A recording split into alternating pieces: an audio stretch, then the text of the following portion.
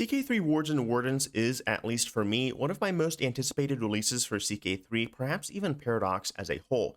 And while I do say this to butter you up for viewer retention purposes, I feel there is a lot of pressure riding on this DLC to perform well following the massive success that was tours and tournaments. In this video, I'll be going over everything we know so far about the content pack, talk past price points, and what we should expect, along with how Paradox can avoid creating another shipwreck, in my very biased opinion of course, like Friends and Foes. Before we get into the nitty-gritty, I want to quickly take the chance to thank everyone personally for the mind-shattering numbers on my tours and tournaments coverage. 250,000 views, or at least quite near that, is utterly astronomical for this channel, and I wouldn't even dream of a fraction of these numbers a year ago when I was getting something like 50,000 at my strongest. So thank you. I'm not going to go into a long-winded tearjerker, but I wanted to let everyone know that this has made my past few months, and I'll talk about it more at the end of the video for people that are still interested. But again, thank you guys so much for supporting me on this journey, and stay tuned for more content coming in the future.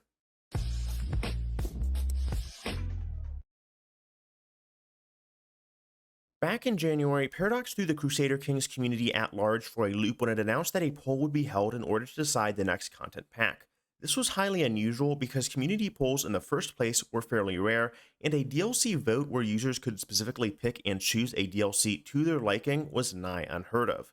The poll was opened on Paradox Plaza for a period of 10 days, and Wardens went up against ideas like Love and Lust and Villains and Vagabonds, which were alternative DLC ideas and propositions. From the start, it seemed like the community knew what they wanted because the difference between first and second place was always around 9 to 10%, which is significant for a poll that includes 10,000 people. And this is just on Paradox Plaza, mind you. Moreover, Love and Lust, which was almost definitely the less serious option, landed definitively in last place.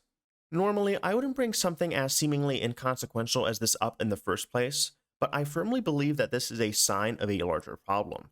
Paradox has notably taken a less serious approach towards CK3 in the way that it writes, from flatulence-related and cuckolding-related events to now a seduction-based DLC idea like Love and Lust. But now that fans have made the choice, can Paradox pull this off without creating another shit show a la Friends and Foes? And I think that is the big question going forward. In the two latest dev diaries, we have received some fairly promising features that stay true to Wards and Wardens' promises, expanding on children's education and traits, while also being somewhat ambitious for a $5 content pack. But how do you make what is currently a few button clicks into a dynamic system for a couple of bucks? I want to elaborate further on the price point and what we've seen in the past for similarly priced DLCs, but so far I really like where they are going with hooks. Historically speaking, hostages were incredibly important in areas like Western Europe because they often represented the nobility in a country's court, their core body, the government. And unlike in CK3, whipping out the torture rack and going Mad Max on a couple of 16-year-olds was not, as they say, a min-max strat back in the 1200s. Perpetual hooks are a new tool that is coming to shake up the diplomacy game. We don't have a list of every single instance where you can use perpetual hooks, but they serve as a soft power that the player is rewarded with for treating their surprise guests well. Personally, I hope that this shows the team can implement smaller features that punch well above their weight in relevancy. I think that something similar was attempted with the memory system in Friends and Foes, but that there was never much of a runway for similar features because of how poorly the pack was received. I talk about Friends and Foes a lot, and I want to make it clear that the DLC hasn't kicked me out of my apartment, stolen my lover, or otherwise ruined my day. It's just that, to my mind, it has been the most poorly received DLC so far that also has the misfortune of being at the same price point as Wardens. I think I would be less optimistic if CK3 didn't do a 180 with tours and tournaments and the fact that this was decided by a popular vote, but to me it shows that Paradox does want to build a solid reputation for CK3, and directly asking fans what they want most, even if it is a controlled and vanilla medium like Paradox Plaza, is a very positive sign. Catching up to the latest dev diary, something that I think that is a good sign of things to come is an expanded education system with universities in mind. CK3 borrows heavily from the past education system where you would manually choose your child's focus, which determines their attribute growths, and it was seemingly a forbidden fruit to tamper with this up until this point.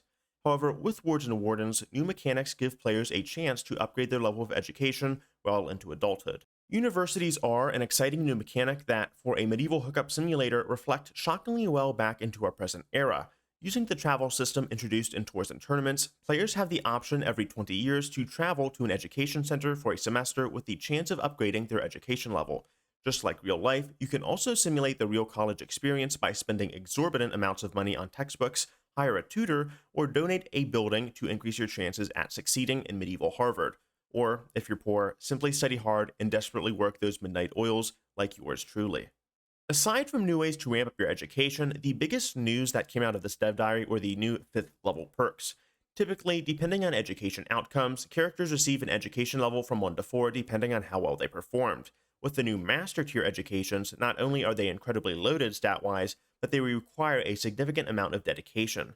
Not only is the once every 20 years cap treacherous when you consider that most characters only make it to 60, in order to receive rare artifacts as well, you have to dosh out the college endowment funds like no tomorrow for those delicious stat buffs. So there is going to be a lot more to do later in life, which I think is a much needed change. However, we still do not have monks and mystics, which makes me weep. One complaint I want to air is that Paradox still hasn't let up on its whimsical and less serious nature. As if there weren't enough ways to become someone else's wife's boyfriend, the developers go ahead and add in more seduction schemes. This one is cleverly labeled Goliardic lifestyle, but it's not a full-on lifestyle. In fact, it's just the same as studying normally, but sex is involved, of course. Moreover, it is worrisome to me that we're still getting this type of content wedged in for gameplay when no one asked for it, aside from a few horny perverts on Paradox forums, but no one was asking them about future content planning for CK3. Come on. That is not to say that I don't like CK3 being lighthearted. There have been times where CK2 has pulled this off to a great effect, like with Monks and Mystics having crazy over-the-top cult shenanigans that made you question your sanity. However, there was at least a method to the madness. You had to genuinely pursue these options. They didn't stare you straight in the face, unless of course you pissed the Satanists off, in which that was a little crisis in of itself. As for what lies in store next for CK3, I am still waiting with bated breath and would like to hear what everyone else thinks in the comments.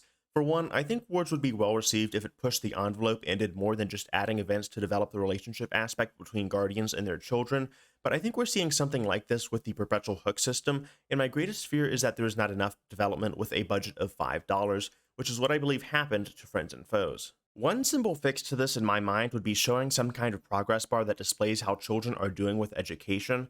CK3 does not readily provide this information, which you need in order to help you get the best attribute scores, and that ends up making the entire system feel like a dice roll sometimes, which can drastically alter your plans when you've already invested several hours into a game and character. Before I end the video, I want to thank everyone again for coming to the channel and supporting the content I put out. I haven't uploaded in a while because I have been in the middle of moving, graduating from college, and starting a new job, which has changed my schedule far more than I would like to admit, and it is a lot, to be fair, to fit into a single month. Nevertheless, this channel isn't going to end anytime soon, but I would be lying if I said that we haven't been through a bit of a dry spot in terms of strategy gaming news and events. I would like to expand more into other games like Anno 1800 and even potentially Age of Wonders, but that really depends on what everyone else thinks about this approach, so let me know in the comments. As always, love you guys, I hope to see you later, and peace.